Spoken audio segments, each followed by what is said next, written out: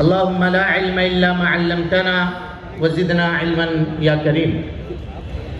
قابل قدر جناب صدر، لائق احترام علماء کرام، ذمہ داران جماعت و جمیعت، دوستوں، بزرگوں اور ساتھیوں، اللہ رب العالمین کا بے حد شکر اور اس کا احسان ہے کہ اس نے ہمیں اور آپ کو اس مبارک مجلس میں اکٹھا اور جمع ہونے کا موقع نصیب فرمایا۔ اللہ رب العالمین سے دعا ہے کہ وہ ہم سب کے مل بیٹھنے کو شرف قبولیت سے نوازے، علم نافع، علم دین سیکھنے، اس کے مطابق عمل کرنے، اس کی دعوت عام کرنے اور اس راستے میں آنے والی مصیبتوں کے اوپر اللہ رب العالمین ہم سب کو صبر کی توفیق نصیب فرمائے۔ محترم حاضرین، جیسا کہ ناظم جلسہ نے آپ کو یہ بتلایا کہ اس تاریخی اور پر رونق بزم میں جس عنوان کی وضاحت کا مکلف کیا گیا ہوں وہ ہے رشوت کے خاتمے میں اسلام کا کردار۔ محترم سامعین، مال کے بغیر انسان کی زندگی صحیح طریقے سے نہیں گزر سکتی۔ اللہ رب العالمین نے مال کو زندگی گزارنے کے لیے قوام کہا ہے، وَلَا تُؤْتُوا السُّفَهَاءَ أَمْوَالَكُمُ الَّتِي جَعَلَ اللَّهُ لَكُمْ قِيَامًا۔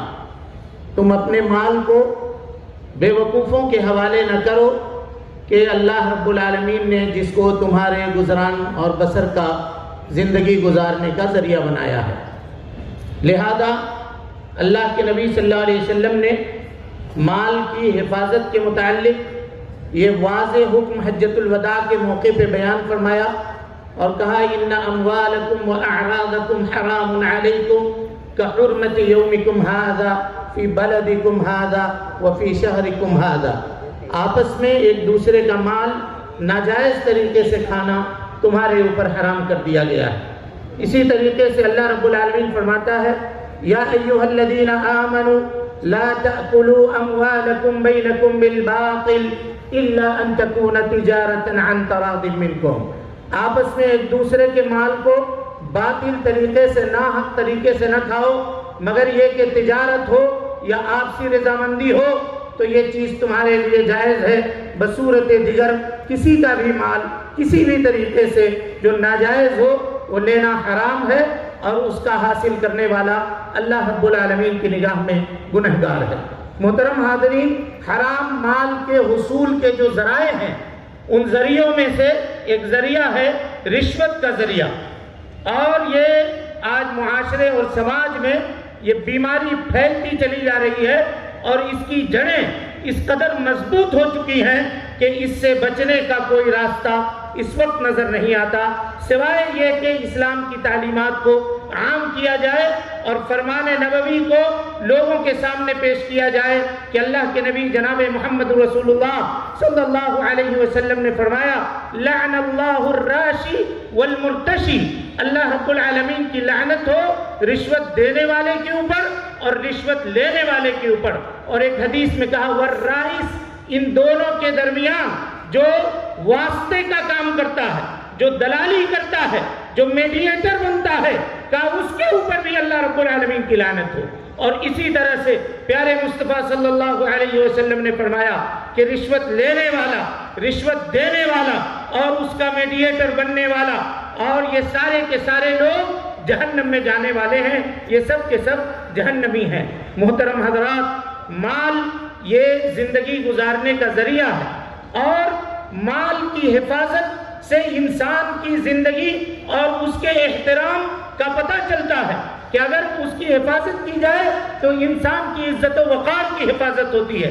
آپ دنیا کے اندر جتنے بھی جرائم ہوتے ہیں ان جرائم کو اٹھا کر کے دیکھ لیں، کہیں نہ کہیں پہ اس کا کنیکشن مال سے ضرور ہوتا ہے۔ آج جب رشوت کے بازار کو گرم کیا گیا، حقداروں سے رشوت کے ذریعے سے ان کے حقوق کو چھینا گیا، تو ان لوگوں نے جو راستہ اختیار کیا وہ نہ تو قوم کے لیے بہتر تھا اور نہ سماج کے لیے بہتر تھا۔ ظاہر ہے اگر کوئی ٹیچر رشوت دے کر کے مسند تدریس کے اوپر بیٹھتا ہے تو جو شاگرد پیدا ہوں گے وہ سب کے سب نااہل ہوں گے۔ وہ ڈاکٹر جس نے اپنی ڈگری رشوت دے کر کے حاصل کی ہوگی، وہ قوم اور قوم کے بیماروں کا، مریضوں کا اور اس طرح سے لوگوں کا علاج وہ صحیح طریقے سے نہیں کر پائے گا۔ وہ مسیحا بننے کے بجائے لٹیرا ہوگا، وہ کمائی کرے گا، جو مال اس نے خرچ کیا ہے رشوت کے نام پر، جو ڈگری حاصل کرنے کے نام پر، زندگی بھر اس مال کو کمانے کی کوشش میں وہ لگا رہے گا۔ یہی وجہ ہے کہ دنیا آج شکایت کرتی ہے کہ یہ ہاسپٹل لٹیروں کے اڈے بن گئے۔ اگر اس کو آپ امن و امان کا گہوارہ بنانا چاہتے ہیں اور یہ چاہتے ہیں کہ ہر کوئی اپنے ذمہ داری کو صحیح طریقے سے انجام دے، تو اسلامی تعلیمات کو عام کیجئے اور رشوت کے اس بازار کو ختم کیجئے۔ صرف کاغذوں کے اوپر لکھنے سے، دفتروں پر سائن بورڈ لگانے سے، لوگوں کے کالم کے اوپر چھاپ دینے سے یا ان کے سینوں پر لکھنے سے نو ٹپس، یہ معاملہ ختم ہونے والا نہیں ہے۔ اس کی جڑیں عقیدے تک سے جب تک لے جا کر کے نہ جوڑا جائے تب تک یہ باتیں ختم نہیں ہوں گی۔ میں ایک مثال آپ کے سامنے رکھتا ہوں اور اس کے بعد میں اپنی بات ختم کرتا ہوں۔ 2 منٹ میرا وقت ابھی اور باقی ہے۔ کہا کہ ابن حبان نے ایک روایت نقل کی ہے کہ سن 6 ہجری میں جب خیبر فتح ہوا تو اللہ کے نبی صلی اللہ علیہ وسلم نے خیبر کے یہودیوں سے آدھے آدھے پر معاہدہ کیا، کہا تم کھیتی کرو، جو بھی غلہ یا اناج ہوگا اس کا آدھا حصہ تم مدینہ منورہ روانہ کر دو گے۔ یہودی چند دن تک اپنے وعدے پر قائم رہے اور اس کے بعد انہوں نے دھوکہ دڑی شروع کر دی۔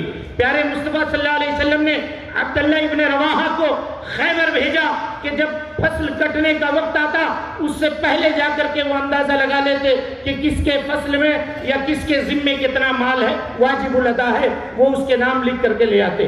کہتے ہیں کہ ایک روز جب میں خیبر میں پہنچا، رات کا وقت تھا، دروازے پہ دستک ہوئی، کہا دروازہ کھولا تو سامنے 2 یہودی آئے تھے۔ انہوں نے یہ کہا کہ یہ 2 اشرفیوں سے بھری ہوئی تھیلیاں ہیں، آپ ان کو لے لیجئے اور کل جب صبح ہماری کھیت میں آئیے گا تو ہمارے اناج کو ذرا کم کر کے لیجئے گا کہ اس سال خرچے زیادہ ہو گئے ہیں، اس سال پریشانی زیادہ ہے۔ عبداللہ ابن رواحہ نے اس وقت جو جملہ کہا تھا، میرے بھائیوں، دنیا اگر کروڑوں قیمت ادا کرے تو آج اس کی قیمت نہیں ہو سکتی ہے۔ یہ ایمان تھا عبداللہ ابن رواحہ کی، تربیت تھی جو جناب محمد رسول اللہ صلی اللہ علیہ وسلم نے کی تھی۔ یہودیوں کے بستی میں ہے، تنہا ہے، اکیلے ہیں، اور کیسا کہ کیا کہہ رہے ہیں آپ غور کیجئے۔ کہا فواللہ قسم اللہ کی لقد جئتکم من احب الناس الی، لوگوں میں تمہارے پاس جس کے سامنے سے آیا ہوں وہ میرے نزدیک سب سے زیادہ پسندیدہ ہے۔ وانتم یا یہود ابغض عندی من القردۃ والخنازیر، اور تم میرے نزدیک سور اور بندر سے بھی زیادہ ناپسندیدہ ہو۔ ولیکن حبی ایاہ، لیکن اس سے میری محبت، وبغضی ایاکم، تم سے میری دشمنی مجھے اس بات کے اوپر آمادہ نہیں کرے گی کہ میں اپنے محبوب کے فائدے کے لیے اناج بڑھا کر کے لکھ دوں اور تم کو نقصان پہنچانے کے لیے اناج کے اندر میں اضافہ کر دوں، ایسا میں نہیں کر سکتا۔ یہودی کھڑے ہو گئے، کہا بہذا قامت السماوات والارض، تمہارے اسی عدل و انصاف کی وجہ سے آج آسمان و زمین قائم ہے۔ میرے بھائیوں، احترام انسانیت کا یہ اسٹیج سجایا گیا ہے، یہاں سے یہ پیغام لے کر جائیے، رشوت کا لینا اور رشوت کا دینا حرام ہے، چاہے وہ ہدیہ کی شکل میں ہو، چاہے وہ گفٹ کی شکل میں ہو۔ ایک اور بات کہہ کے اپنی بات کو بس ختم کرتا ہوں۔ ایک صاحب ہمارے استاد، انہوں نے ہم سے یہ واقعہ بیان کیا، یہ واقعہ شیخ ابن باز رحمۃ اللہ علیہ کا ہے۔ ہدیے کے نام پر یہ کاروبار آج کس قدر پنپ رہا ہے آپ دیکھیے۔ کہ اسی ہندوستان کے ایک مایہ ناز عالم دین تھے جنہوں نے ایک کتاب لکھی اور شیخ ابن باز کے پاس گئے کہ شیخ آپ اس کتاب میں اپنا مقدمہ لکھ دیجئے تاکہ ہم اس کتاب کو چھاپیں گے۔ اور ہندوستان سے گراں قدر عطر لے کر کے اور یہاں سے مٹھائیوں کا تحفہ لے کر کے ریاض شیخ کے دفتر میں گئے۔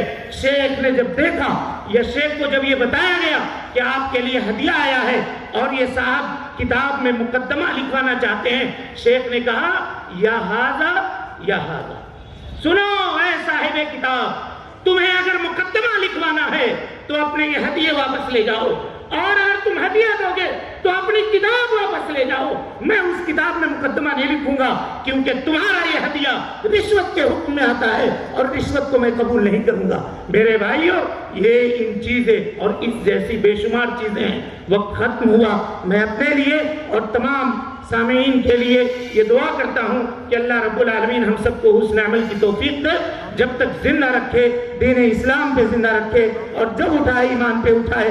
اقول قولی ھذا واستغفر اللہ لی ولکم ولسائر المسلمین من کل ذنب وخطیئۃ فاستغفروہ انہ کان للأوابین غفورا۔ والسلام علیکم ورحمۃ اللہ وبرکاتہ۔